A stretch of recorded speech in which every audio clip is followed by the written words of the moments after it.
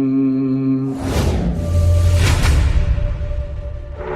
يا أيها الذين آمنوا ادخلوا في السلم كافة.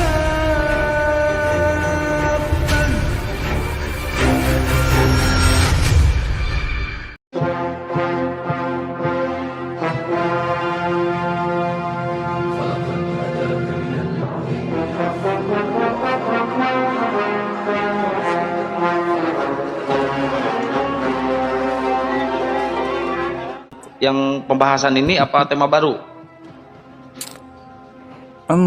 Enggak, saya dengar tadi itu Bang Kris, suaranya jangan Tuhan kayak gitu menyuruh. dong, rantang sedikit Yang tadi yang disebutkan ibu dosen itu itu buka aurat itu. Nah, Iya. Waktu Tuhan waktu Tuhan katakan itu, ada enggak orang Israel buka aurat itu?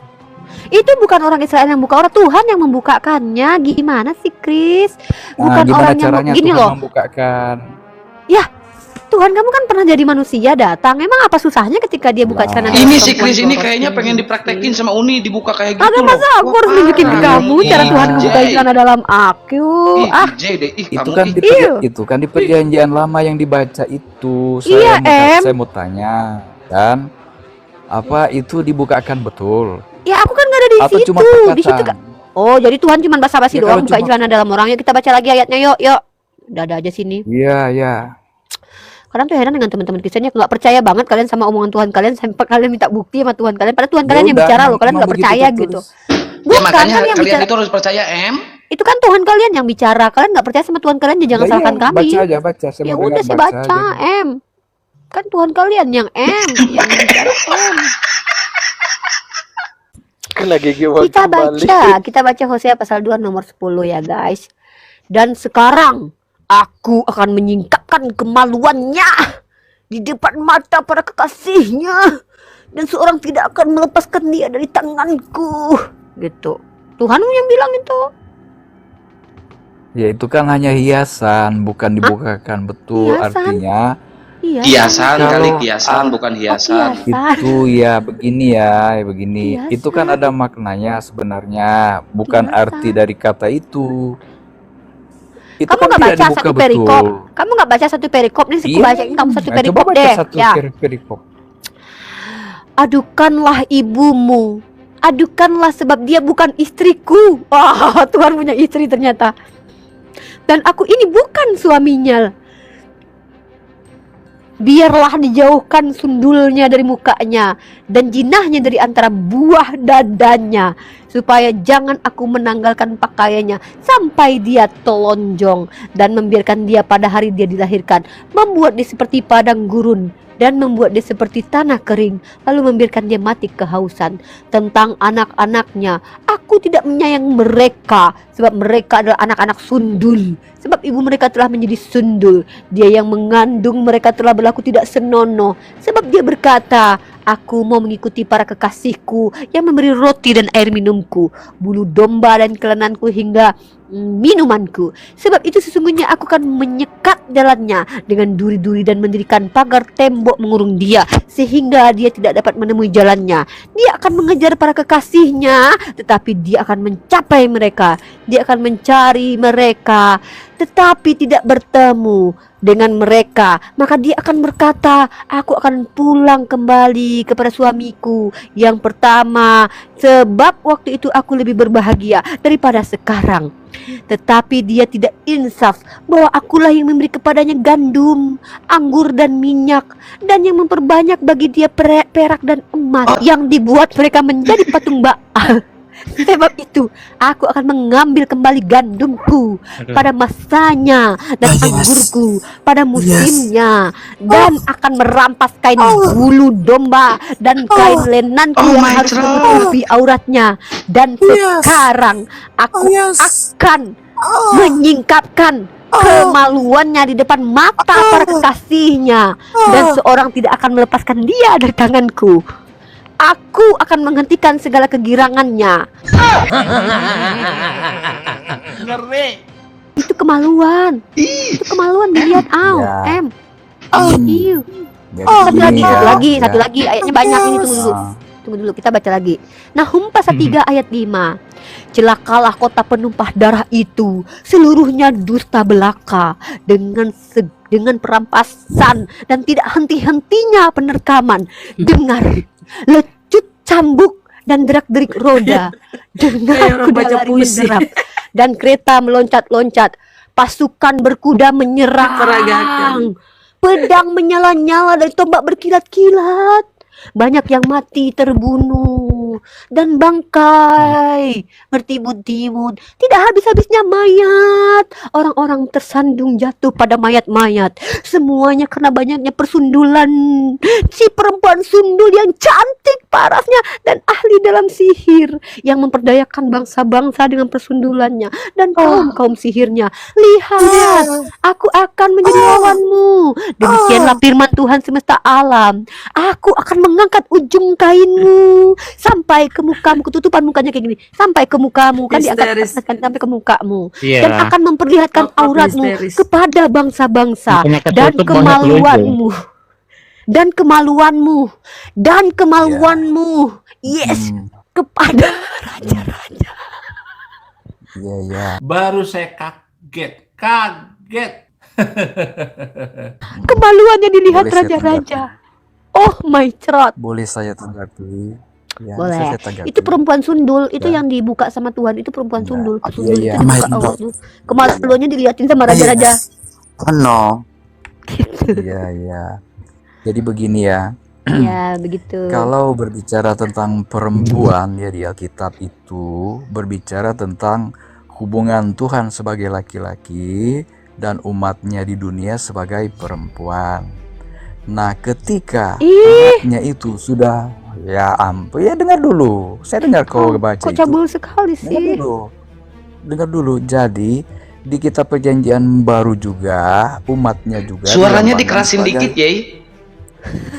Jadi pengertian perempuan jadi perjanjian baru juga itu berbicara tentang satu umat ya. Iya. Yesus dikatakan sebagai pengantin laki-laki dan umatnya jemaatnya dikatakan sebagai perempuan. Kamu juga ikut Nah, dipakai. Dipakai depan. Jadi Sampai kapan kayak gini ya? Ya, gelap. Iya, Enak kalian dikawin pakai Tuhan, Tuhan, makna. dikawin Kalian Tuhan, kan kalian kan literasi, tetapi maknanya kalian tidak tahu. Kalian Iya, kan orang-orang masalahnya. literasi aja. Sekarang saya tanya sama kamu, apa hikmah dari buka celana dalam itu? Itu kan kalau orang melanggar hukum ya Dibuka jangan celana dalamnya. berzina itu ya dengar dulu persinahan secara rohani itu ya mereka itu umatnya itu sudah melakukan hal-hal ya yang tidak dikehendaki Tuhan, itu pelanggaran Iya, hukum. makna buka celana dalam itu Ya. apa hikmahnya, brother? Kan itu katanya itu kiasan. Nah, makna hikmah dari membuka celana dalam itu mempertontonkan kemaluan itu, lapis legit itu dilihat-lihatin kepada orang. Iya, Itu apa hikmahnya? ya dari kesalahan-kesalahan yang dilakukan ya yang mereka tutup-tutupi di hadapan manusia tetapi di Saya hadapan tanya Tuhan tidak hikmah, ada yang brother. tersembunyi. Kamu tahu nggak nih? Anggap ini kemaluan ya. Makanya soal Dilihat-lihatin nih kemaluan sama itu, raja-raja nih. ya, Raja-raja lihat nih kemaluan iya, tuh, saya kemaluan kan buka. kemaluan itu. Nih, dilihatin kemaluannya tuh Iya, sama iya. orang-orang. Raja, lihat raja. Terguncang nggak raja-raja ngeliat kemaluan orang tuh? Iya, kalau bicara soal itu kan berhubungan dengan percabulan, kan cabul. Nah, kalau Iya, buka masalahnya celana kan apa cabul. hikmahnya, brother? Ketika Tuhan buka, ini kan Lah itu, kemaluan. Anggaplah ini makanya- kemaluan perempuan nih ya, ini Iya, anggap ini kemaluannya. iya. Terus kan dibuka tuh. Raja, diliatin ke raja-raja. Rajanya enak lah. Di mana di situ hikmahnya? Iya. Seperti itu hukumannya. Contoh, Daud yang berjoni, bininya yang dibuka celana dalamnya sama anaknya si Daud yang ngasih Tuhan. Itu faktanya. Kalau hukuman pezina itu Iya. dihukumnya apa? Tuhannya buka celana dalam perempuan gitu loh. Aku bingung kenapa kalau orang berzina itu Tuhan buka celana dalam. Dia nggak suka dengan perzinahan, tapi hukumannya ya berzina. Kan nggak nyambung. Nah, aku itu yang kebingungin. Jadi kemaluan kalau perempuan ketelanjangan itu ya itu juga dibahas di Wahyu tentang ketelanjangan itu ya. Tetapi Tuhan menelanjangi bukan dalam arti itu seperti dibukakan celana dalamnya itu. Lah, Jadi faktanya setiap itu isi Daud, pelanggaran kamu tahu nggak? Istri-istri Daud ditiduri sama Absalom. Iya itu saya tahu kisahnya, tapi Nah, kan itu dia kan dibukain bertobat. celana dalam juga kan? Tapi kan dia bertobat akhirnya toh. Dia Siapa yang sadar bertobat? dia Yang melakukan saya kesalahan. tanya bini bukan si Daudnya. Daudnya enak Mas dipapap dapat pertobatan. Yang saya tanya perempuan-perempuan itu, istri-istri si Daud ini kan celana dalamnya dibuka sama Tuhan. Dikasih ke si Absalom gimana sih? Kok dibuka sama Tuhan si Daud? Ih, Chris, Nah, makanya baca 2 Samuel pasal 12 ayat 11, brother. Baca, Iya, iya, aku iya. akan Oke, mengambil istri-istrimu dan memberikannya kepada kaum Nah. kerabatmu. Nah, ujung-ujungnya dipakai Jadi, itu sama Absalom. iya. Itu waktu dipakai kamu pikir celana dalamnya tetap nempel di situ. Ya, kita juga kan punya apa namanya? Kalau Muslim mungkin hadis, tapi kita juga kan punya keterangan tentang apa sebenarnya arti sampai Tuhan menulis demikian. Bukan, saya tuh minta apa Kalian sih kan- hikmahnya dari celana dalam yang dibuka itu, hikmahnya apa, brother? Ya itu kan lambang dari apa orang melakukan perjamuan, Lambang apa itu celana melakukan dalam? pelanggaran hukum. Kemaluan itu celana apa? Kemaluannya diliatin terus apa hikmahnya bagi Tuhan gitu, bagi kalian gitu. Makanya Ya, aku itu bilang kan kalau kalian berbicara tentang mengatakan bahwa itu, percabulan. dengar brother, kalau kalian bilang itu hanya sekedar kiasan untuk orang-orang Niniwe, kiasan untuk orang Yerusalem, ingat Daud itu Bani Israel, dia yang berjoni, tapi Tuhan mengambil istrinya diberikan kepada anaknya Absalom. Si Absalom itu membuka celana dalam istri-istrinya Daud, dipakai itu, buka celana dalam sodok, itu dilihatin di Bani Israel itu. Artinya apa? Ternyata Tuhan memang menghukum perzinahan dengan real melakukan perzinahan baru. Itu Tuhan yang lakukan. Kenapa? Bukan Tuhan yang main ya, tapi Tuhan sebagai sutradaranya. Tuhan ambil bini Daud berikan kepada Absalom. Tuhan yang bilang, aku akan mengambil istri-istrimu dan memberikannya kepada kaum kerabatmu. Pertanyaannya, Absalom ketika Siki dipapap celana dalamnya masih kepake atau kebuka? Kebuka. Makanya saya Memang itu bilang, terjadi. Tuhan kalian itu, Nah, kalau itu kan. kamu bilang secara harfiah, ya kamu bilang secara harfiah, faktanya Tuhan kamu ketika menghukum pezina dengan mengadakan perzinahan baru. Itu terjadi. Kan saya bilang, si Daud Jadi kan dia begini, berzina. bacakan sampai di bagian akhir, ya. Yang mana? Kalau dibaca Yang ayat mana semua dulu? isi kitab Yang itu Samuel. kan- Ya kan belakangnya endingnya kan di situ ada Endingnya peringatan apa? Tuhan, ada Endingnya apa? pertobatan. Ya si Daud bertobat. Berarti kan si Daud ketika dia berzina, boleh kan diterima tobatnya bagi Tuhan?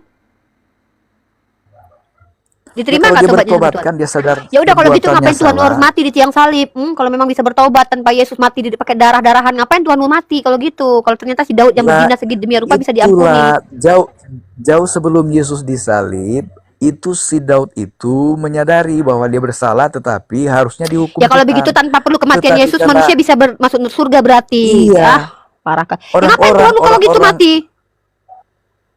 Ya dia mati karena memang sudah ditugaskan untuk ya menggenapi nubuatan. Kalau itu Nubuatan dia tidak yang mati mana? tidak ada keselamatan. Katanya si Tidak ada Daud orang masuk selamat surga kalau tanpa Yesus kematian tidak Yesus. mati. Ini gimana sih pelin-pelan nggak jelas si Kristi. Tadi kamu bilang si Daud aja yang berzina, dia bertobat, diampuni sama Tuhan. Padahal Yesus kamu belum mati. Artinya tanpa kematian Yesusmu, manusia bisa bertobat dan diampuni. Benar nggak? Iya benar. Ya makanya gini ya, baca Mazmur. Saya bertanya Mazmur sekali Daud lagi itu ya. dibaca Saya bertanya semua. sekali lagi. Sekali lagi saya tanya. Saya verifikasi lagi nih. Nih. Si Daud itu mengambil bini orang, membunuh suami orang. Dosanya besar nggak menurut kamu itu? Itu dosa besar itu memang. Nah, lalu dia minta ampun, Itu kan bertobat. endingnya dia bertobat. Saya iya bertobat. Dia diterima tobatnya. Ya diterimalah, dia dapat pengampunan. Ya oleh udah, karena kalau itu memang Yesus Tuhan itu kamu disalibkan. tanpa perlu jadi mayat dulu bisa mengampuni dosa. Daud ngapain dia mati di abad pertama? Telat pula datangnya lagi di abad pertama. Kalau gitu ngapain dia Berarti mati? turunnya Tuhan itu Tuhan mubazir Tuhan. dong kalau gitu. Bukan mubazir, ngadi-ngadi, kayak nggak ada kerjaan. Kan dia bisa Iya. ngampunin, ternyata Daud aja bisa Sebenarnya diampuni. Sebenarnya itu nabi-nabi yang bernubuat tentang persembahan-persembahan itu, mereka semua menyadari ke depannya ada juru selamat akan datang. Apa ini? Makanya Siapa yang Abraham menyadari? Tunggu. juga- Siapa yang menyadari? Sebutkan namanya. Siapa yang menyadari? Abraham yang mempersembahkan Nah, Ishak di mana Abraham sebagai menyadari untuk kalau akan Allah. datang Tuhan menjadi manusia? Mana? Di mana itu ayatnya? Abraham menyadari. Apa kata Abraham? Aku menyadari akan datang juru selamat. Nah, di mana itu? Jangan Ya, menyumpal perkataanmu kepada mulut para nabi-nabi loh. Iya, Di mana? demikian juga dari Adam juga begitu. Nah, inilah manusia kadang-kadang pertama, kenapa kemudian- kalian menjadi orang tersesat, karena kalian tidak secara betul-betul membaca kitab kalian fitnah para nabi, mengatakan para nabi menyadari akan datang juru selamat. Kalian perspektif kalian adalah Ya, Tuhan jadi manusia. mereka itu- Mana perkataan Adam di situ? Dia Nah. Abraham berkata bahwa aku menyadari, telah kusadari. Mana itu? Itu kan ngadi-ngadi namanya itu. Oke lah, Domba, penipu. dalam nama agama. Tidak, oke lah, nggak kalimat begitu. Tetapi kan nubuat dari nabi-nabi itu semua mengarah pada salib Kristus. Mana di situ Jadi- tentang nubuat salib Kristus? Di mana? Iya, datangnya Immanuel ya, di mana? Di Isa, mana atau di mana nubuatan itu, salib Yesus itu datangnya Immanuel Mesias. itu nama. Sejak kapan Yesus pernah dipanggil Immanuel dalam perjanjian baru? Memang tidak disebut Yesus. Ya sudah, Tetapi kalau kan begitu banyak tidak tergenap nubuat di tentang- nubuatannya. Nubuatannya dia akan dipanggil Immanuel. Kapan di perjanjian baru dia dipanggil Immanuel? Kan? Ngadi-ngadi sih dari tadi, Lah. brother inilah. Dengar, ah. Kembali ke celana Itu dalam tadi. nabi- Apa hikmah dari Tuhan membuka celana dalam tadi? Ya itu kan maksudnya itu dosa-dosa yang dibuat oleh umat itu tidak ada yang tersembunyi di hadapan Tuhan. Oke, sehingga tidak ada bangsa yang lain tersembunyi. Pertanyaan saya, kenapa Yakub dibiarkan menipu? begini, bukan Katanya tidak ada tersembunyi dibiarkan. dosa manusia. Kenapa Yakub dibiarkan menipu? Iya, iya. Hmm. Tuhan tahu Yakub itu melakukan kesalahan kan dari ulah kenapa tidak ibunya dihukum? juga. Kenapa tidak dibunuh? Dia tidak dibunuh, tapi ternyata kan setelah malaikat datang dia dapat pengampunan karena dia memohon Mana kepada malaikat, kan, cepat ditahannya mana malaikat itu. mana ayatnya? Coba baca saja tentang Yakub. Itu dia bergumul itu, ada malaikat turun. Dia itu Dipegangnya bukan minta pangkal paha ampun, itu tapi dia ditahan. berantem sama Tuhan sampai Tuhanmu kalah. Ya, memang Enak aja. berantem. Dia Iya, karena memang dibiarkan berantem. Tuhan, Itu karena dia betul. berantem sama Yakub. Akhirnya Tuhan kamu kalah. Makanya dia tidak, Tuhanmu nggak berani menghukum dia karena dia kalah sama Yakub.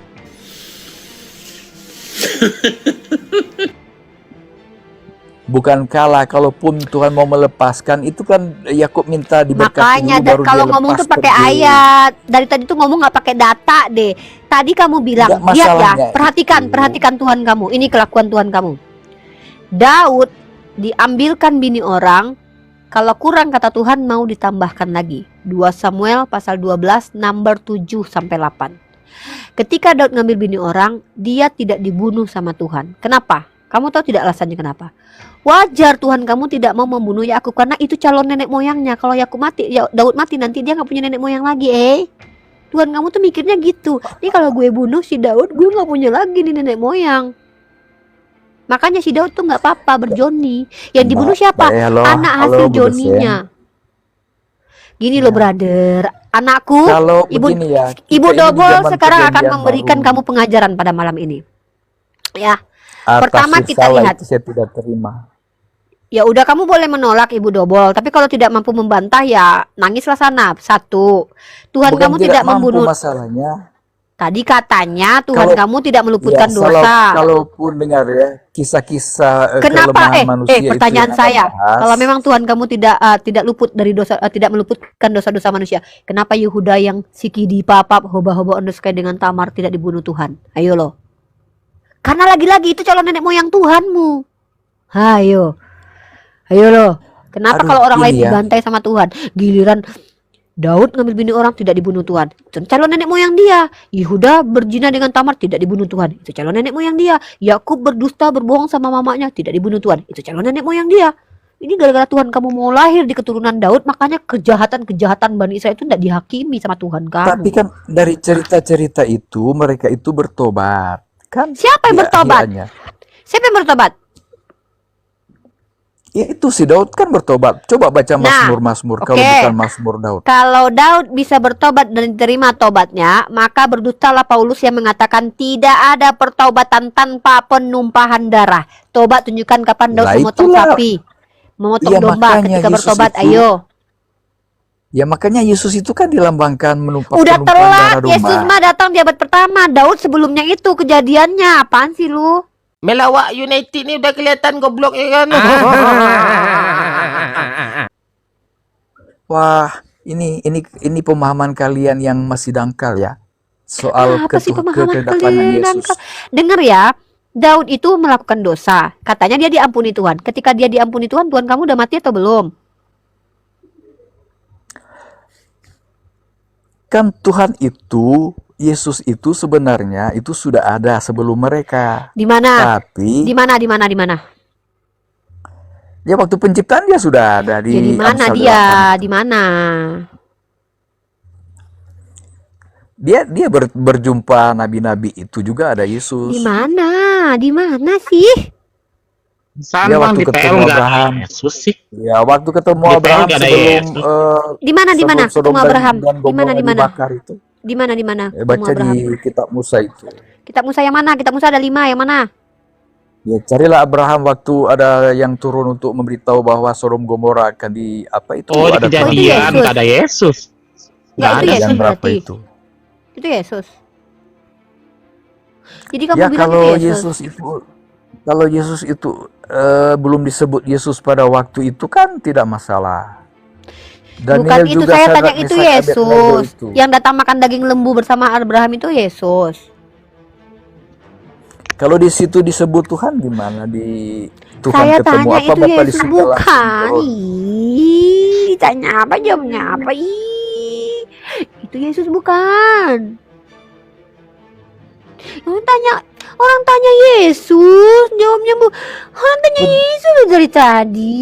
Iya, Ih. perjanjian lama kan belum disebut nama Yesus. Abang, ada ini lagi tanya itu Yesus bukan, Abang?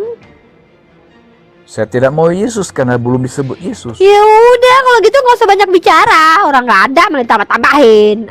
Ngarang bebas saja dari tadi. Tanya Yesus malah yang dijawab siapa. Ya udah, kalau gitu kalau nggak ada nggak usah diomong-omongin. Dia nggak ada ya nggak ada aja. Nah sekarang kita balik. Ketika Daud berdosa, dia minta ampun. Diampuni. Nah, Terus? berarti bisa dong diampuni tanpa kematian Yesus?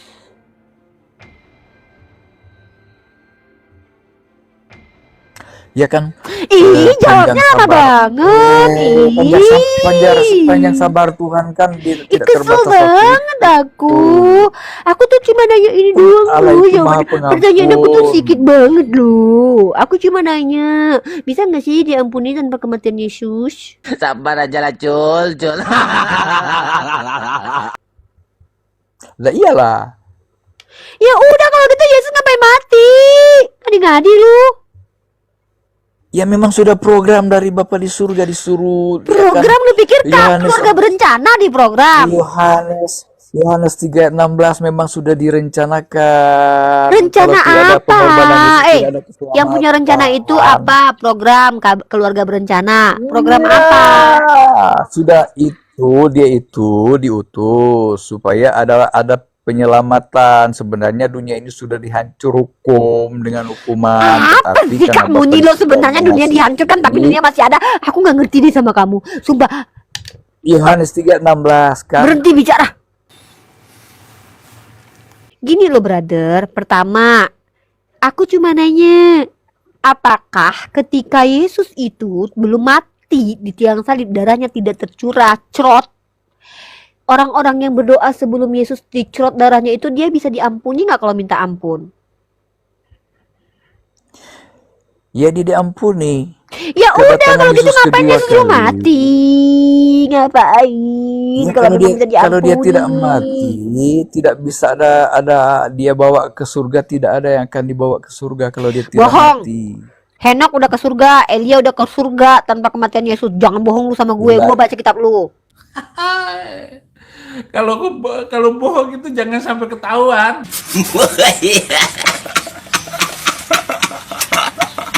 Iya itu betul itu. Mereka Udah. kan taat pada Tuhan. Pelintang banget nih Berarti cowok. Lu tanpa laki Yesus apa yang juga bisa mereka dipegang sih? selamat. Nanti lu bilang, lu bahaya lu jadi cowok lu. Lu pelin-pelan tau gak sih? Tadi lu bilang tidak ada yang bisa ke surga tanpa kematian Yesus. Gue ingetin lu. Jangan sembarangan lu ngomong. Henok sama Elia udah ke surga. Oh iya bener. Lu mana yang bisa dipegang omongan lu? Dan tadi lu kontradiksi mulu lu. Ya, Ya kalau Henok tidak begini berbuat teman-teman dosa, ya. coba. Begini, Henok dengar berdosa nggak? teman-teman. Dengar Henok ikhwah berdosa ya. nggak? Dengar Tanya ikhwah. dosa apa yang buat Henok? Ya Henok berarti tidak berdosa. Berarti Ya, bukan cuma makanya Yesus dia yang tidak tidak berdosa. perlu pengorbanan. Berarti Dia bohonglah bilang doktrin hidup bahwa hidup. semua manusia itu telah berdosa. Berarti bohong doktrin itu. Ya semua manusia. Semua berbuat manusia dosa. berdosa atau Memang tidak? Henok juga. Ya berdosa. Kalau Berarti Henok dia berdosa bergaul- terus dinaikkan ke surga gitu. Ya Henok bergaul karib dengan Tuhan kan dikatakan di Ya udah, Alkitab. kalau begitu tanpa Yesus orang Makanya bisa dia bergaul angkat karib itu. dengan Tuhan Allah Bapa. Nggak perlu ada Yesus sebenarnya. Entah kenapa Yesus perlu ada, coba. Jadi teman-teman ya, oke udah diam Chris, udah gini. Ini lagi-lagi kita mendapatkan hikmah malam ini luar biasa. Itulah kenapa saya selalu mengatakan ajaran yang datang dari konsep berpikir manusia ini hanya akan dipahami oleh orang yang mengeluarkan konsep itu. Siapa contohnya? Tertullian, bapak-bapak gereja. Mereka yang punya konsep ini, mereka yang berikan ajaran ini. Maka ketika konsep ini dikonsepsikan oleh orang-orang, itu akan bertentangan dengan logika-logika. Kenapa? Yang tahu cara menjawabnya adalah orang-orang yang mengeluarkan konsep ini. Siapa ini? Tertullian, para bapak-bapak gereja. Mereka lah yang akan bisa berkelit untuk menjawab pertanyaan-pertanyaan kita. Orang-orang seperti Christian Walujan ini atau Kristen yang ada di Salemba di Indonesia ini, mereka itu akan cenderung memutarbalikan. Lihat, argumen pertama itu akan dibantah oleh argumen kedua. Itu kenapa saya selalu katakan Kristen ini bukan cuman ajaran yang sesat, tapi juga ajaran yang kontradiksi. Dengar ya argumen saya. Saya insya Allah bertanggung jawab terhadap argumen saya, ya, karena saya berbicara berdasarkan data-data logik dan juga data-data yang ada. Pertama, ajaran iman Kristiani ini berasal dari konsep berpikir manusia yang bahkan ketika kita tanya siapa manusia yang mengajarkan kamu, apa yang kamu jelaskan, dia tidak akan mampu menjawabnya karena itu berasal dari dirinya sendiri. Yang pertama, Kristen ini adalah ajaran yang mengklaim bahwa pengajaran nabi-nabi Bani Israel itu adalah pengajaran yang mereka imani, padahal mereka adalah penentang dan penyesat ajaran para nabi terdahulu. Coba lihat, Henok itu naik ke surga tanpa kematian Yesus. Elia naik ke surga tanpa kematian Yesus. Di sini bisa dikatakan doktrin yang mengatakan bahwa tidak ada pengampunan tanpa darah ajaran Paulus itu dusta yang nyata. Ya, saya katakan mereka mengikuti Paulus bukan mengikuti Yesus. Ya, nih kita lihat dalam kitab Ibrani ya. Kita lihat teman-teman ya. Ada kontradiksi ajaran Kristen antara Paulus dengan ajaran Yakobus ya. Tanpa darah tidak bisa diampuni. Itu kata Paulus di dalam kitab Ibrani. Bentar ya. Oke, kita buka dalam Ibrani pasal 9 nomor 22. Saya bacakan teman-teman ya dalam alkitabsabda.org. Ini adalah kitab mereka. Ya, kita bacakan di sini. Dan hampir segala sesuatu disucikan menurut hukum Torah dengan darah. Ini klaim Paulus. Ya, dengar ini. Ini klaim Paulus. Dan tanpa penumpahan darah tidak ada pengampunan. Dusta besar. Kenapa saya katakan dusta besar? Mari kita bongkar kedustaan Paulus. Kalian ingat, saya akan kasih data banyak sekali ajaran Paulus ini. Ajaran yang sangat dusta ya, takiah sekali ya. Pertama, dalam Ibrani pasal 9 nomor 22 itu Paulus mengatakan tanpa darah tidak ada pengampunan. Tapi kalau kita lihat teman-teman, bagaimana kemudian Yesus berkata kepada seorang perempuan sundul ya, dosanya yang banyak itu telah diampuni karena dia banyak berbuat kasih. Nih, saya kasih ayatnya. Kita akan lihat Lukas pasal 7 nomor 47. Ada kata Yesus, dosa-dosanya yang banyak aku berkata kepadamu. Ini perkataan Yesus ya. Maka saya bilang, Yesus dan Paulus itu adalah orang yang berbeda ajaran ya. Lihat kata Paulus tadi dalam Ibrani pasal 9 nomor 22 ya. Tanpa darah tidak ada pengampunan. Ibrani 9:22. Apa kata Yesus? Dengar kata Yesus. Sebab itu aku berkata kepadamu, dosanya yang banyak itu telah diampuni, sebab ia telah banyak berbuat kasih. Di sini dalam Lukas, ini ya Ibrani 9:22 ini versus Lukas 7:47. Di sini Yesus menegaskan bahwa pengampunan itu bukan karena penumpahan darah. Faktanya ketika Yesus mengampuni dosa perempuan itu tidak ada darah yang tertumpah. Henok itu naik ke surga. Kalau dikatakan Henok tidak berdosa, hancurlah doktrin yang mengatakan setiap manusia telah berdosa. Elia naik ke surga tanpa kematian. Jadi kenapa saya katakan Iman Kristiani adalah iman atau ajaran yang doktrin bertentangan, kontradiksi dengan dalil kitab suci. Dalil kitab suci melawan dalil kitab suci. Doktrin bertentangan dengan logika. Logika bertentangan dengan kitab suci. Terkadang juga doktrin dengan doktrin bertentangan. Doktrin tidak ada pengampunan tanpa darah itu bertentangan dengan doktrin Tuhan Maha Pengampun. Itu bertentangan. Doktrin yang mengatakan seluruh manusia itu selamat bertentangan dengan doktrin Daud diampuni karena bertaubat. Jadi doktrin dengan doktrin saja itu bertentangan. Inilah hikmahnya dalam dialektika lintas agama. Terkadang kita terhibur dengan jawaban teman-teman kita Kristiani. Tapi lagi-lagi jangan pernah lupa untuk memetik hikmah yang bisa kita dapatkan dalam diskusi ini. Perhatikan mereka menjawab. Pertanyaan singkat saja terkadang mereka terbata-bata dan pusing untuk mencarikan jawabannya. Kenapa? Karena mereka harus membenarkan. Oke, saya paham. Oke, saya pahami itu. Tetapi begini ya, Anda telah mengutip banyak hal yang bertentangan di Alkitab. Kalau saya baca juga tentang kisah ya yang tertulis di Al-Quran itu banyak hal juga ya yang bertolak belakang dengan kenabian ya. Tetapi saya tidak mau bahas itu, saya tidak suka cari-cari salah ya. Ya. Ada hal-hal juga yang Ketika bertolak Anda, belakang dengan jangan pergi, jangan kabur. Ketika Anda membuat sebuah klaim, Anda harus bertanggung jawab. Tunjukkan kontradiksi dalam Al-Quran. Saya lagi nunggu nih. Ya, nanti saya tanya temanmu juga yang Hehehehehehe.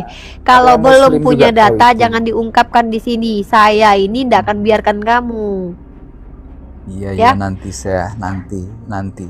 Kenapa? Berarti kamu belum membaca. Berarti kamu cuma menduga. Enggak ada Al-Quran saya dipinjam teman jadi tidak ada di. Begini, brother, kalau ada kontradiksi dalam Al-Quran, bukan kamu orang yang pertama kali yang akan memberikan syubhatnya. Snok Horgonye, David Wood, Christian Cepot, Sophie Kuntul, bukan kamu. Bukan kamu. Ya, orang-orang Kristen yang sudah menjadi orientalis belajar bahasa Arab, dialah yang akan lebih dulu membuka bahwa dalam Al-Quran ada kontradiksi. Bahkan itu menjadi salah satu bukti mukjizat Al-Quran, dengan dalam surah An-Nisa dikatakan bahwa kalau memang buatan ini Al-Quran buatan manusia, tentu di dalamnya banyak kontradiksi. Buktikan kepada kami, anakku. Tapi penulisnya Double kan tunggu. manusia juga. Apa kaitannya? Saya bertanya tentang kontradiksi. Penulisnya manusia, betul. Saya tanya kontradiksinya. Di mana ada kontradiksi di dalam Al-Quran? Ya, jangan pernah memberikan syubhat yang kamu sendiri tidak pernah baca, brother. Kalau seandainya ada kesalahan dalam Al-Quran, bukan kamu orang pertama yang akan mengungkapkannya di publik. Ini sudah 1400 tahun, brother. Ini sudah tahun 2024. Di abad ke-6, Yohanes Damaskus sudah mulai menyerang agama Islam. Dilanjutkan di tahun-tahun setelahnya muncul para orientalis. Bahkan mereka menyamar untuk belajar agama Islam, bahkan belajar bahasa Arab. Bahkan di antara kalian yang orang Kristen mampu menerjemahkan bahasa Arab seperti Louis Ma'aluf. Apa ada Louis Ma'aluf mengatakan di Al-Quran terdapat pertentangan? Jangan. Kalau pertentangan di kitab kalian itu diakui para scholar kalian. Itu betul, memang ada kontradiksi. Makanya tolong, oke, itulah kenapa kami tidak katakan kitab kalian kitab suci. Nggak mungkin Roh Kudus mengajarkan sesuatu yang bertentangan. Sekarang pertanyaan saya, di mana Al-Quran dengar itu ya. pernah bertentangan? Petrus juga melihat tulisan Paulus, dia katakan ya, tulisan Paulus itu ada yang membingungkan sehingga diputarbalikkan oleh Saya mereka tidak yang peduli Ya. pendapat Petrus tentang Paulus. Saya sedang peduli tentang tuduhan kamu di Al-Quran ada kontradiksi. Akui saja kalau belum menemukan. Akui saja, ya, enggak apa-apa. nanti Ya saya sudah. kasih contoh. Ya, Lain saya tanya kali sekarang. statement. Saya Dengar, tanya dulu dengar kamu ya. Ketika kamu bertanya, kami umat Islam akan menjawab. Ketika kamu mengklaim, saya kamu harus bertanggung tanya. jawab dengan klaim kamu. Maka kalau kamu Ya. tidak punya bukti bahwa Al-Quran kontradiksi, kamu perbaiki itu perkataan kamu. Saya belum menemukannya. Nanti saya cari dulu ya. Bilang aja begitu. Iya, saya mau tanya sekarang. Saya mau tanya ya. Kan ada penghakiman nanti. Yang kan menghakimi Tuhan Apa? atau manusia Tunggu dulu. atau Saya mau malaikat? kamu, tolong kamu perbaiki dulu tadi. Saya belum menemukannya Uniripa. Saya minta maaf gitu. Chris, ada mengaku salah apa enggak gitu? Jangan memfitnah, brother. Saya tidak akan biarkan tukang fitnah Ya di kan sini. gini, kan buku-buku itu dipinjam teman, jadi nanti saya akan baca. Tapi saya mau tanya dulu kan di Kamu sudah Al-Quran baca juga. belum? Kamu sudah baca buku itu? Saya baca buku Al-Qurannya. Di ayat Klarifikasi Dan berapa? ada juga, gitu loh. saya Ngerti tidak nggak hafal kalimat ayat, klarifikasi, tetapi Chris? saya baca-baca di Al-Quran tentang sahabat begitu ya. Tentang apa? Ternyata sahabat juga ada tentang hari sabat juga ada di Nah, Al-Quran. Saya baca ayat sahabat ya. itu bertentangan dengan ayat apa? Kan pengakuan Musa itu Nabi Tuhan. Ayat Yang saya jangan kamu adu Al-Quran ya, versus pemikiran kamu. Yang namanya kontradiksi itu adalah ayat dengan ayat. Gini, saya sudah katakan, Islam itu adalah agama yang jelas. Kalau kalian agama Kristen, doktrin dengan doktrin tabrakan. Doktrin dengan isi kitab suci tabrakan. Kitab suci dengan kitab suci tabrakan. Penjelasan kamu yang pertama tabrakan dengan penjelasan yang kedua. Nah, Al-Quran apa yang kontradiksi? Saya minta ayat Al-Quran dengan ayat Al-Quran itu ada kontradiksi. Ayat mana yang tertabrak dengan ayat lain? Tunjukkan. Ayat hari Sabat bertabrakan dengan ayat apa? Jangan kamu tabrakin ayat Al-Quran dengan cara berpikir kamu. Domba, penipu dalam nama agama. kalau tentang Taurat dan Injil itu disebutkan dalam Al-Quran itu, kan Saya Taurat minta itu ayat juga dengan ayat, ngerti berbicara nggak sih tentang pertanyaan sahabat. saya? Kontradiksi Al-Quran itu artinya antara surah Al-Baqarah Quran surah Al-Baqarah ayat kesekian bertentangan dengan Quran surah Ali Imran. Karena di Ali Imran ini dijelaskan bebek, sementara di sini ayam. Itu baru kontra. Paham nggak? Tunjukkan kepada saya ada kontradiksi Al-Quran. Itu saya tunggu itu. Kalau nggak ada kamu minta maaf sama publik itu. Jangan menipu di hadapan kami. Ya Maaf, oke saya belum lah, maaf menemukannya. saya. Oke Nah, lah, kan gitu maaf. Oke. enak. Yang penting kamu udah minta Ya, maaf. oke. Kalau saya sih nerima aja, kalau yang lain saya Ah, nggak tahu lah. Intinya lain kali jangan begitu. Kalau nggak punya data jangan bicara, adekku. Di sini kamu dilihat 956 orang melihat. Nggak semua orang muslim itu bersabar. Jadi jangan ya. Kalau kamu tidak mengetahui sesuatu, jangan bicara, adekku. Bahaya buat kamu sendiri. Lebih baik kamu bicara sesuatu yang kamu pahami. Atau kamu tidak bertanya. Begitu caranya. Jadi oke, saya siapin dulu bertanya bahannya, lanjut. Chris. Siapin dulu bahannya, baru bernarasi. Jangan bernarasi Iya, dulu, iya, bahan iya. belum ada. Bahaya Iya. itu. Ya, sekarang saya mau tanya ya, akan menghakimi kita itu manusia atau Tuhan? Dulu klarifikasi dulu sebaiknya. Oke. Ya. Kalau kamu bicara tentang penghakiman, kalau yang menghakimi di dunia ini, nggak usah jauh-jauh. Kamu pergi ke pengadilan, itu yang menghakimi yang duduk bukan Tuhan, tapi hakim. Nah, kalau yang menghakimi ketika para nabi itu mereka hadir, Nabi Sulaiman misalkannya, dia menghakimi perempuan yang sedang berseteru. Nabi Sulaiman.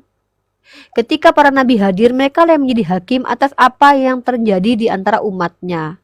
Kalau seandainya nabi sudah tidak ada, maka diwariskan kepada para sahabat. Contoh, ada namanya zaman khalifah. Di zaman khalifah, kalau ada permasalahan, mereka para sahabat itu akan datang kepada khalifah.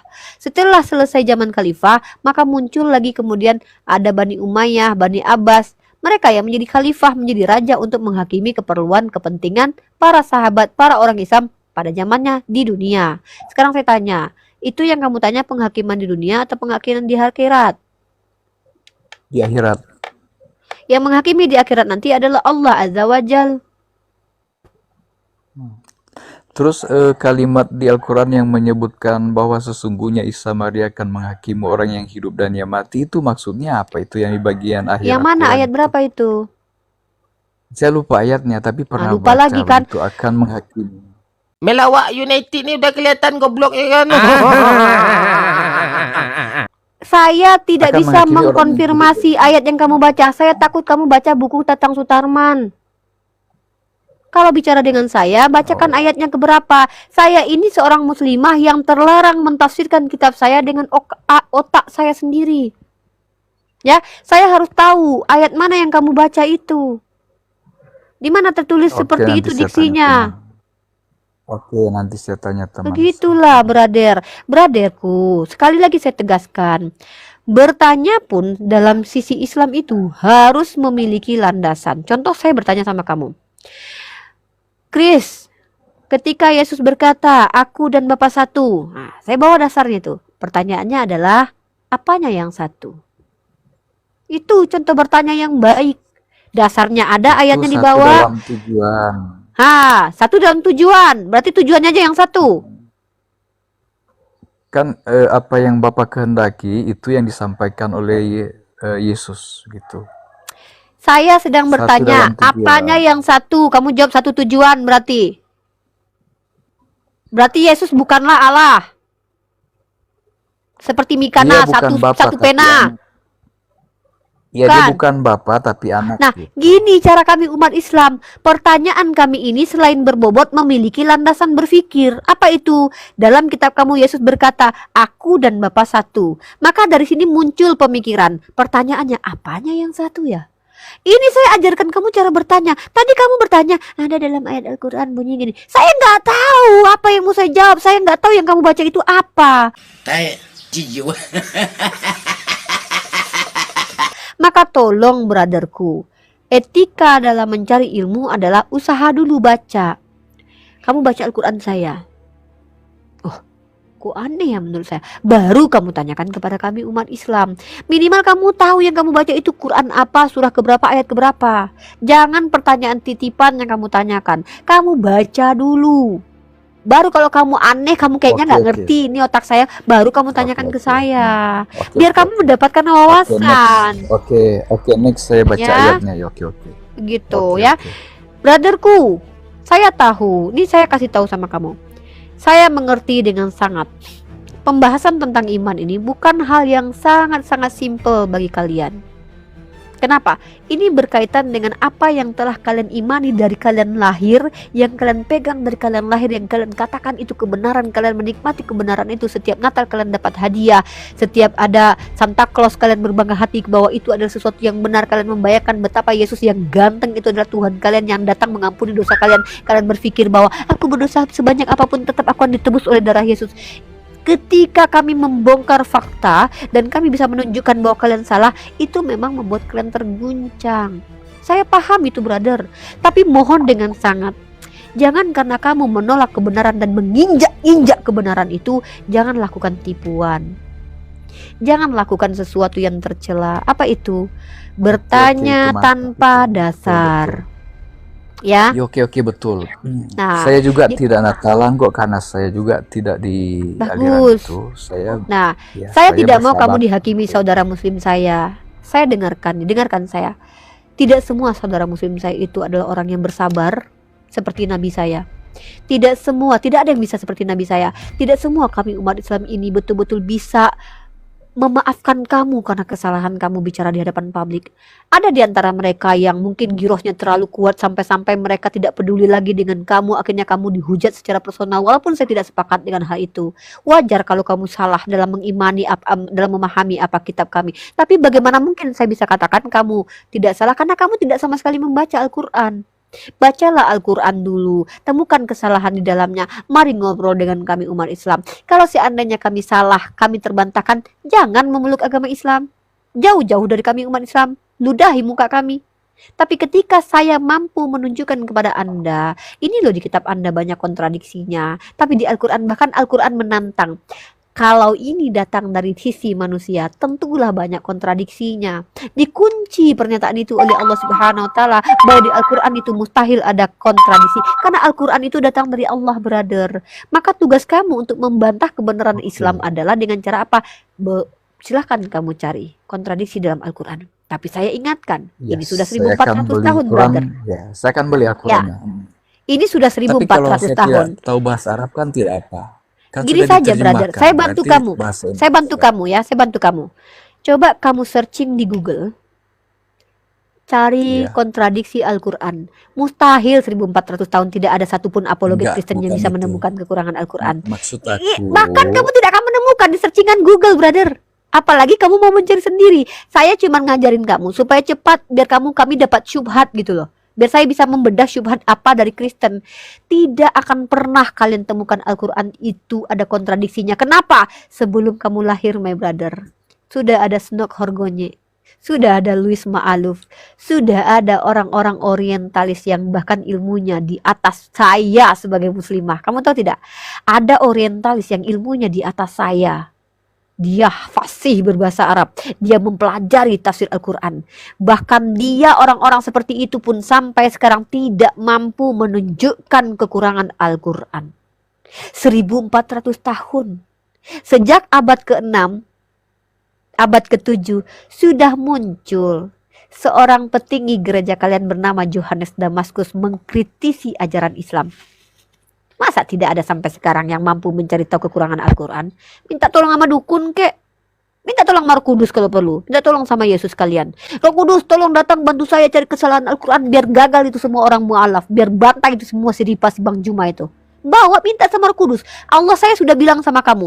Minta tolong sama bantuan kalian. Apa kata Allah saya?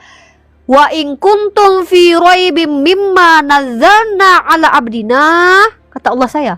Fa'tu bisuratim mim misli wad'u syuhada'akum min dunillahi in kuntum shadiqin. Kata Allah, wa in kuntum fi raibim mimma nadzalna, kalau kalian ragu terhadap apa yang diturunkan kepada nabi kami yang ala abdina, fa'tu bisuratim mim misli, buatlah satu surah yang semisal dengan Al-Qur'an.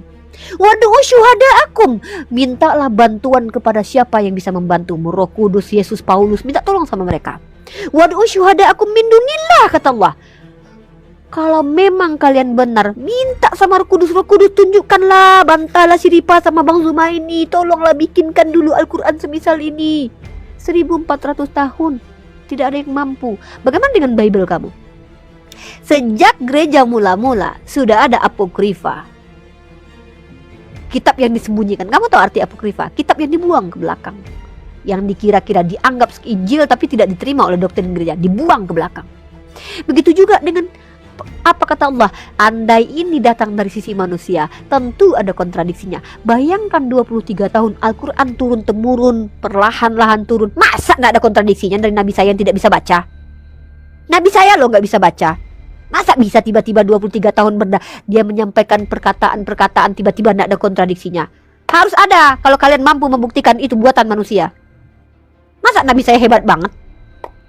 Nabi saya loh Umi, gak bisa baca. Masa profesor kalian nggak bisa mencari kekurangan Al-Quran? Saya tunggu loh. Saya tunggu itu. Tantangan Allah saya kepada kalian, umat Kristiani.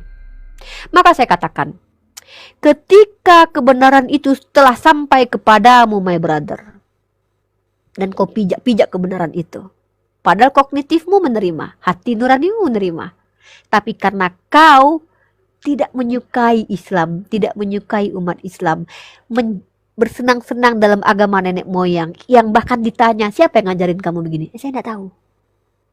Maka yang salah ketika kau kafir dan masuk ke neraka jahanam bukanlah lagi Allah saya, bukanlah lagi kami umat Islam, tapi kau sendiri yang telah memilih tidak memfungsikan akal sehatmu, my brother. Ya, ketika Gitu ya. Unirifa ini dengan cinta dan kasih sayang berkata kepadamu, wahai Krista Walujan, dari mana asal muasal kitabmu? Siapa penulis kitab sucimu? Siapa yang mengajarkan doktrin Trinitas? Siapa yang memerintahkan menyembah Yesus? Apa pengajaran Yesus yang dia jalankan sendiri lalu kalian ikuti? Lalu kalian tidak mampu menjawab pertanyaan kami umat Islam, dan kau masih bertahan dalam hal seperti itu. Jangan salahkan Allah ketika nanti kau disiksa di neraka jahanam kekal tak akan pernah keluar. Jangan salahkan Allah lagi, karena saya sudah datang menyampaikannya kepadamu. Saya paham. Innal ladzina kafaru sawa'un 'alaihim a'andzartahum am lam tunzirhum la yu'minun. Kata Allah saya, sama saja bagi kalian umat kafir. Kafir itu dari kata kafara, menutup diri. Kami berikan kalian ilmu, pengetahuan atau tidak, kalian tidak akan beriman. Maka saya tidak pernah terbebani berdiskusi dengan kalian. Goal saya bukan kamu jadi Islam. Tapi kalau kamu kafara, menutup diri, maka silahkan kamu baca Bible kamu. Silahkan kamu baca Al-Quran saya. Oh, enggak mampu baca bahasa Arabnya, baca terjemahannya. Temukan kesalahan di Al-Quran. Saya tunggu, brother. Sampai saya meninggal, saya tunggu kamu membawa kesalahan Al-Quran saya. Saya akan live setiap hari, berada di komal-komal saudara saya. Iya. Temui Asal saya. terima saya hadir di Anda karena saya kagum juga ya. Saya kagum, saya senang dengar penjelasan begini. Karena tujuan saya cari kebenaran. Kalau cari kesalahan, kita temukan kesalahan ya. Kalau cari kebenaran, kesalahan akan nampak begitu. Jadi jangan bosan-bosan ya kalau saya naik ya diskusi Insya Allah, dengan Ibu brother. dosen ini.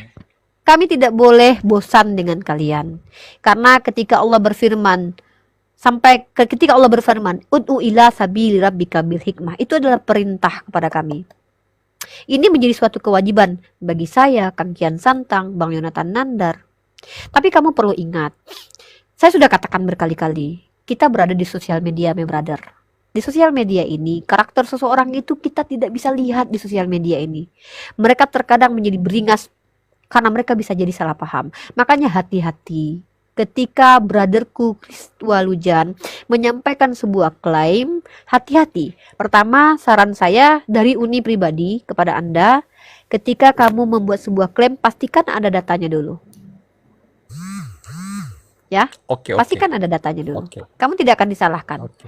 Yang kedua adalah, pastikan ketika kamu bertanya kepada kami, niatkan di hatimu itu untuk mencari tahu kebenarannya seperti apa. Gini, yang membuat kamu ini benar bukan apa yang kamu ucapkan. Yang membuat saya benar bukan apa yang saya ucapkan. Yang membuat saya benar dan kamu benar adalah apa yang kamu niatkan di hati kamu. Niat saya kepada kamu saat ini adalah ingin menyampaikan kepada kamu apa yang menurut saya benar. Saya berikan kepada kamu. Saya tidak kenal dengan kamu. Secara personal kita tidak punya masalah pribadi. Saya tidak pernah disakiti oleh kamu. Saya tidak pernah rugi hidup saya dengan kamu. Jadi tidak ada alasan bagi saya membenci kamu. Jangan kamu buat sebuah alasan di mana saya nanti akan murka kepada kamu. Dengan apa? Dengan ketika kamu menyampaikan sebuah klaim itu tidak ada dasarnya. Sehingga menjadi penghujatan terhadap agama saya, Nabi saya dan Tuhan saya. Biar kamu juga tidak dihakimi oleh orang Islam yang lain. Begitu. Oke. Siap terima saya di diskusi kemudian. Siap, brother. Uni terbuka buat teman-teman Kristen yang mencari kebenaran, ingin mendebat saya karena merasa ilmunya di atas saya atau ingin menguji ilmu saya. Saya sampai Allah memanggil saya, brother. Sampai Allah mengizinkan saya kembali kepada Allah. Saya akan dedikasikan hidup saya buat kalian. Saya akan belajar untuk kalian. Saya belajar ini bukan untuk saya, brother. Saya belajar ini untuk kalian agar saya bisa menjelaskan kepada kalian bagaimana Al-Quran saya bisa dipahami. Jadi saya siang malam baca buku itu bukan untuk saya. Saya tidak akan jadi PNS lagi. Umur saya sudah 37. Kamu pikir saya kuliah bentar lagi akan jadi PNS? Tidak. Saya kuliah itu untuk mendapatkan ilmunya. Untuk kalian. Biar saya bisa menjawab apapun yang kalian ingin tahu tentang Islam. Jadi saya kuliah capek-capek baca ini bukan untuk saya. Apa untungnya buat saya? Saya di sini, wallahi my brother ya. Saya hanya ingin berbagi dengan kalian supaya kalian tidak memfitnah agama saya di belakang layar lagi. Saya tidak akan menyerang agama kamu kalau kamu seandainya tidak menjelaskan agama kamu di sini. Tapi jangan coba-coba jelaskan Kristen di hadapan saya. Kenapa? 6 tahun saya sudah belajar tentang Kristen. Takutnya nanti saya lebih paham. Ketika saya menjelaskan Kristen dan semua make sense, dan itu semua adalah bentuk serangan, egomu sebagai laki-laki, egomu sebagai orang Kristen, itu akan tergores, brother. Maka itu akan membuat kamu bisa jadi penghujat, atau sebaliknya, kamu tidak menginjak-injak kebenaran dan kamu bertaubat dan kamu menjemput hidayahmu. 2 konsekuensi itu. Kalau tidak jadi penghujat, pembenci, kalau tidak merapat kepada kebenaran itu sendiri. Ya, silakan, itu Siap, pilihan Ibu kamu. dosen. Begitu. Saya jadi mahasiswanya bisa. Jadi ini aja, jadi teman diskusi saja. Saya menerima kok. Kalau kamu punya pemikiran-pemikiran tentang keyakinan, silakan ajukan. Kita bedah bersama-sama. Kita belajar bersama-sama. Temani saya belajar. Ketika saya belajar, kamu juga ikut belajar. Saya akan menjadi teman diskusi kamu. Begitu caranya. Oke, siap-siap. Ya. Ya, kita Chris saling akan respect di selalu sini. hadir. Maka akan indah. Chris Ketika akan kita selalu saling hadir. respect diskusinya, kita akan indah, akan muncul hikmah yang indah yang bisa kita dapatkan dalam ranah diskusi ini. Ya, brother? Kamu akan sayang sama Oke, saya. siap, Maka siap. ketika kamu sudah sayang kepada saya, setidaknya kebenaran yang saya sampaikan tidak akan kamu muntahkan, tidak akan kamu pijak. Siap-siap. Ya. Ibu dosen ajar saya terus. Saya akan Panggil Uni beri saja. Saya insya Allah selagi Allah masih izinkan saya sehat, selagi Allah masih izinkan saya hidup, saya akan hadir selalu untuk menjawab pertanyaan kalian.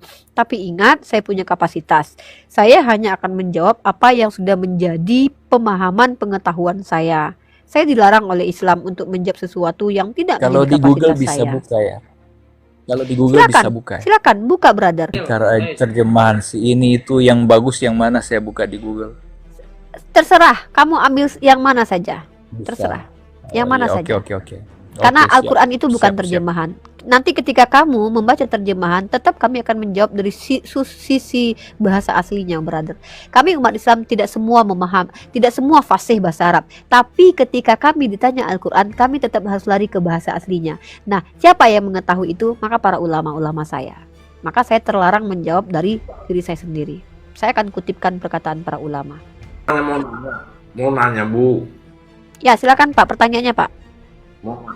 aku juga bingung mau membaca terjemahan Al-Imran nomor 45 itu Bu. Coba dulu Ali dijelaskan Imran. sama saya. Siap. 45. Al-Imran ayat ke-45. Baik. Nah kemudian Pak juga Lam. Bu, mohon maaf Bu, satu lagi ya Bu ya. Kenapa kalau Al-Imran kami 45 baca, sama kemudian pertanyaan ini kenapa kalau kami tanya baca terjemahan Al-Quran itu banyak kali dalam kurungnya, dalam kurung dalam Oke. kurung seperti Tanda kurung dalam Al-Quran. Siap, saya jawab ya. Oke. Saya jawab dulu pertanyaan Anda. Yang pertama adalah Ali Imran ayat ke-45 ya. Saya bacakan dulu ya. Bismillahirrahmanirrahim. Saya baca terjemahannya saja ya. Oke. Iya. Ketika para malaikat di sini isqalati ya. Wah, is itu sama itu. Ingatlah gitu ya. Kenapa dalam kurung? Sebenarnya itu nanti saya langsung jawab dengan kenapa ada tanda kurung. Karena di sini ada tanda kurung. Kenapa? Karena begini. Ketika Al-Quran turun kepada Nabi Muhammad SAW, maka orang yang paling paham terkait Al-Quran adalah orang-orang yang fasih berbahasa Arab. Sementara ketika Al-Quran diterjemahkan ke bahasa Indonesia, tidak bisa diterjemahkan literally begitu saja. Kenapa? Nanti bisa terjadi salah paham. Makanya harus ada penegasan dan penjelasan, dan itu dimasukkan di dalam tanda kurung supaya ditegaskan bahwa yang dimaksud, misalnya ketika Allah berfirman ya, kemudian mana ya salah satunya, ini rasul misalnya, ini adalah rasul yang diutus ke dunia misalnya. Maka di situ tidak tertulis Nabi Muhammad, tetapi secara konteks para ulama sudah tahu bahwa itu merujuk kepada Nabi Muhammad, maka dituliskan di dalam kurungnya nama Muhammad. Itu salah satu contoh ya, karena yang tahu siapa yang dimaksud itu adalah si yang penerima wahyu dan orang-orang yang mendengarkan wahyu yang dijelaskan oleh Nabi kami, itu para sahabat, ulama. Maka ulama yang menjelaskan kepada kami bahwa yang dimaksud orang yang di atas di dalam ayat itu adalah Nabi Muhammad. Maka di dalam dibuatlah tanda kurung Muhammad. Begitu ya, supaya kami mengerti apa yang dimaksud, siapa yang dimaksud. Nah, kita bahas tentang Ali Imran ayat 45.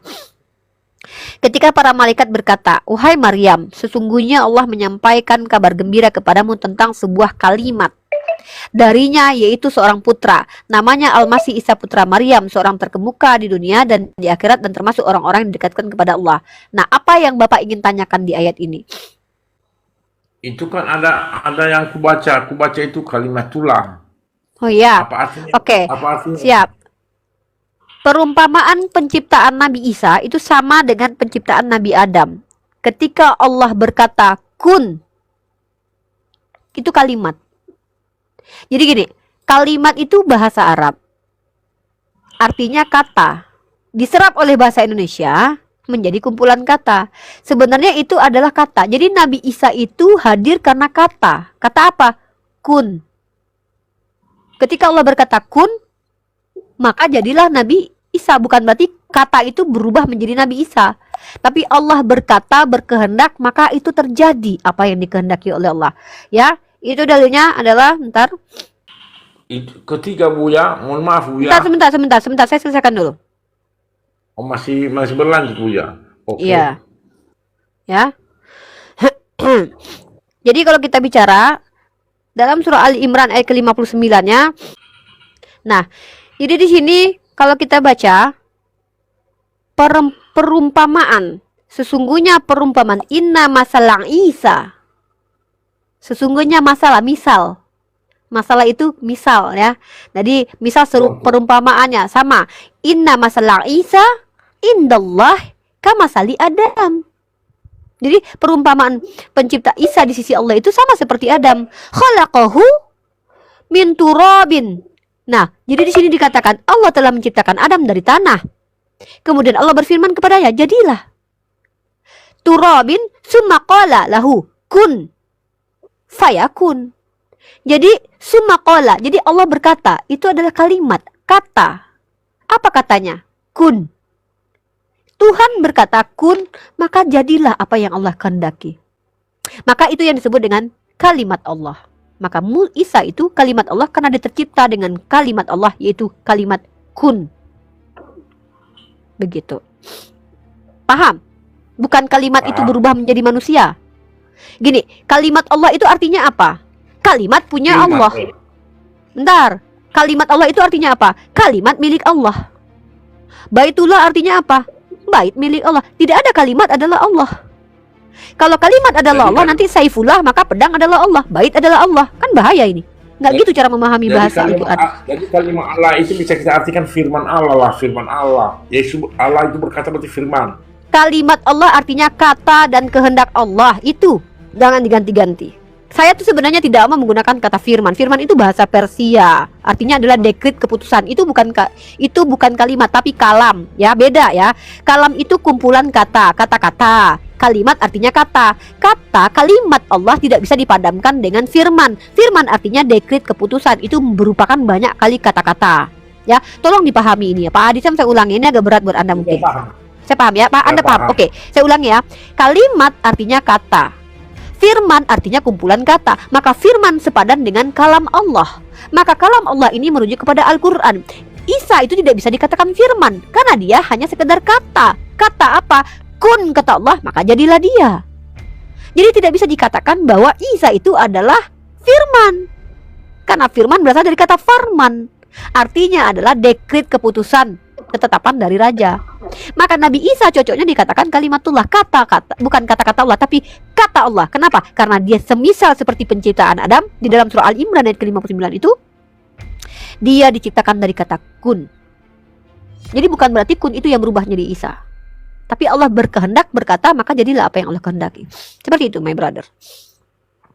Oke, ketiga Bu, banyak kali pertanyaan ketiga itu agama Islam itu terkenal keesaannya, keesaan Allahnya, keesaan. Tapi kenapa di dalam terjemahan itu tetap mereka pakai jamak kami menciptakan ini? Nahnu nazalna zikra wa innahu lahafizun.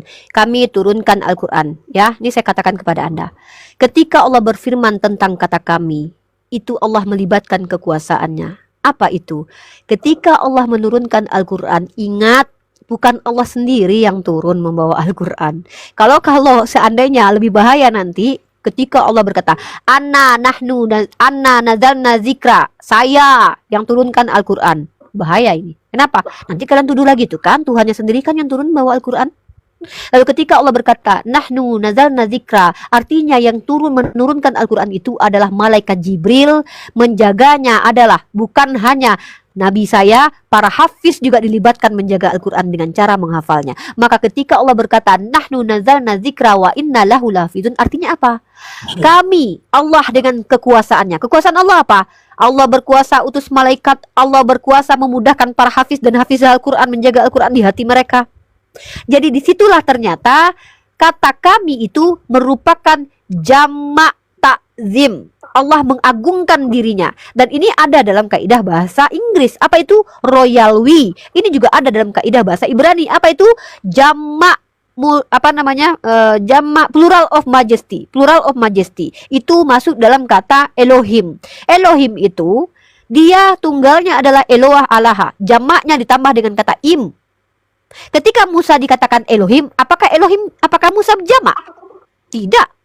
Kenapa dia dikatakan Elohim? Karena dia diagungkan oleh Tuhan. Maka im di belakang itu sama seperti nahnu. Kalau nahnu itu adalah jamak pengagungan, jamak takzim. Kalau Elohim itu untuk Musa adalah plural of majesty. Dalam bahasa Inggrisnya adalah royal we. Contoh Pak Presiden kita. Saya kasih kamu Anda.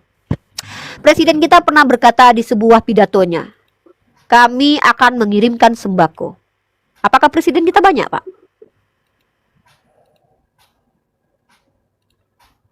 Pak, jawab, Pak. Pada saat berbicara presiden itu berarti pemerintahannya yang itu, ya makanya dia jama. Nah, pertanyaan saya presidennya banyak atau tidak? Hanya satu, tapi pemerintahannya banyak. Ya sudah, pemerintahannya banyak, Pak. Pemerintahannya banyak. Ya kabinet. Pemerintahannya, tuh, pemerintahannya banyak. Gimana ini, Pak? Kabinetnya. Pemerintahan memang pemerintahan presiden kita Pemerintahannya banyak. satu, cuma jajaran pemerintahannya banyak. Gitu. Melawak United ni udah kelihatan goblok ya kan. Ya, Itu itu contoh maksudnya. ya. Jadi ketika presiden kita berkata, kami akan nih, Presiden Zelensky, bentar, siapa ini ya? Ini, saya kasih contoh deh, pidato aja presiden nih. Presiden Pak Jokowi nih ya, Pak Jokowi. Nih, bentar, saya mau membawa bahasa Indonesia. Anda kan orang Indonesia yang mudah memahami bahasa Indonesia. Saya kasih contoh kepada Anda, analogi yang sangat simpel ini ya. Saya bawa dari ini, pernyataan lengkap Pak Jokowi ya. Nah, ini saya tanya ini. Dan kami juga akan terus bekerja sama dengan ASEAN. Itu yang bicara banyak atau sedikit? Satu orang. Ya sudah, selesai ya jawabannya ya. Sudah selesai analoginya. Terima kasih. Paham ya? Oke. Paham. Oke, terima kasih Bapak. Ada lagi pertanyaan selanjutnya, Pak? Ada pertanyaan, cuma sensitif ini Bu. Cuma harus saya tanya juga. Tidak masalah. Sensitif ini, Bu. Selagi masalah, saya ya, bisa jawab, saya jawab. Mohon jangan tersinggung kita teman-teman yang lainnya. Insya Allah saya tidak tersinggung. Teman-teman di bawah insya Allah. Asal Bapak Kita tidak nggak menghujat bakal saya. tersinggung kecuali Bapak menyimpulkan dan bernarasi baru kita tersinggung gitu loh Pak. Kalau selama bertanya nggak apa-apa. Ini kalau menjadi muslim itu kan kita harus bersalawat Bu. Ya, Kan benar kan, Bu? ya. Pertanyaan saya, kenapa saya harus bersaksi? Kita harus bersaksi menegaskan Nabi Muhammad itu sebagai Rasul. Apakah lebih hebat kita dari Nabi Oke. atau dari Pertama saya betulkan dulu pertanyaan Bapak ya. Mari Pea. Bersalawat dengan bersaksi itu berbeda. Bapak bertanya tentang salawat. Salawat itu arti dari kata shola bukan hanya sekedar berdoa. Tapi kata shola juga ada yang mengatakan dari kata sila, silaturahim. Itu artinya apa? Ada koneksi. Tawasul. Sila, tawasul, silaturahim. Ada hubungan. Jadi ketika kami bersalawat untuk Nabi kami sedang menjalin hubungan dengan kami walaupun beliau sudah wafat. Cara kami menjalin hubungan dengan beliau bukan memuji-muji beliau karena beliau bukan Tuhan. Kami tidak boleh memuji berlebihan makhluk Allah. Karena yang boleh kami puji, segala puji hanya milik Allah. Tapi yang bisa kami lakukan untuk Nabi kami adalah apa? Allahumma sholli ala Sayyidina Muhammad. Saya jelaskan dulu. Ada dua diksi yang Anda bawa di sini yang salah kaprah. Itu salawat. Nah, kami bersalawat untuk Nabi kami sebagai bentuk kecintaan kami kepada beliau. Salawat itu bukan berguna untuk Nabi kami, tapi untuk kami. Karena ketika kami mendoakan seseorang, maka malaikat mendoakan kami. Ketika kami mendoakan orang lain, maka Allah pun memberikan hal yang baik kepada kami. Artinya ketika saya mendoakan Nabi saya, orang yang dicintai oleh Allah, dia tidak berpengaruh apa-apa kepada dia, tapi itu berpengaruh kepada saya. Karena saya terbukti mencintai beliau. Saya bersalawat untuk beliau. Karena saya tidak bisa lagi menunjukkan kecintaan saya kepada beliau. Saya tidak bisa kasih beliau makanan kurma. Saya tidak bisa datangi rumah beliau untuk mencucikan baju beliau. Saya tidak bisa meletakkan menyusun sendal beliau. Karena beliau sudah tidak hidup bersama saya. Bentuk kecintaan saya yang paling ringan apa yang bisa saya lakukan? Bersalawat untuk beliau. Nah, lalu bagaimana dengan bersaksi? Syahadat itu artinya adalah bersaksi. Bersaksi di sini adalah kami umat Islam ini itu beriman. Definisi iman dalam Islam adalah ikrar bilisan, diucapkan dulu di hati, Pak. Tasdik biqalbu. Kami benarkan di dalam hati. Sebentar, Anda tadi kan bertanya tentang salawat, sudah saya jawab. Sekarang bertanya tentang kesaksian, itu syahadat namanya. Saya menjelaskan apa definisi iman dalam Islam. Ketika kami beriman, kami ucapkan dengan hati, saya beriman kepada Nabi saya Muhammad. Tapi bukan sembarangan cara mengucapkannya. Diajarkan mengucapkannya yang sama seluruh dunia. Apa itu? Asyhadu alla ilaha illallah wa asyhadu anna Muhammad Rasulullah. Kata-kata ini diajarkan cara pengucapannya oleh Nabi kami supaya kami tidak semuanya suka-suka kami bicara. Bahasa Padang nanti beda lagi, bahasa Jawa bisa beda lagi. Kenapa? Umat Islam ini agama universal untuk seluruh manusia yang beragama Islam, baik dari manapun suku bahasanya. Supaya apa? Supaya kami sama semua lafaznya. Supaya apa? Supaya tidak terjadi penyesatan dan penyimpangan nanti di antara kami. Sedangkan kami lafaz Al-Quran kami sama saja, banyak kiroat, itu pun sudah menjadi hampir saja sahabat saling membidatkan. Apalagi ketika kami berbeda-beda cara pengucapannya. Maka diberikan parameternya, cara mencintai, cara mengakui beriman kepada Nabi kami dengan cara bersyahadat. Syahadat itu dilafazkan dengan lafaz yang sangat-sangat indah dan tidak ada penyelewengan di situ. Asyhadu alla ilaha illallah wa asyhadu anna Muhammad Rasulullah. Kami bersaksi tiada ilah yang layak disembah selain Allah, dan kami bersaksi bahwa ini Muhammad hanyalah utusan, tidak ada dia sebagai Tuhan. Karena kami tidak mau sama dengan para penyembah manusia. Kami tidak mau sama dengan orang-orang yang ketika mereka mengatakan saya pengikut Kristus tapi ternyata penyembah Kristus. Kami tegaskan dulu dengan lisan, ya Allah, asyhadu an la ilaha illallah wa asyhadu anna Muhammad Rasulullah. Kami percayai Muhammad Rasulullah. Jadi kalau ada orang Islam yang berkata Muhammad itu adalah Allah itu sendiri, maka dia telah berdusta dengan lisannya.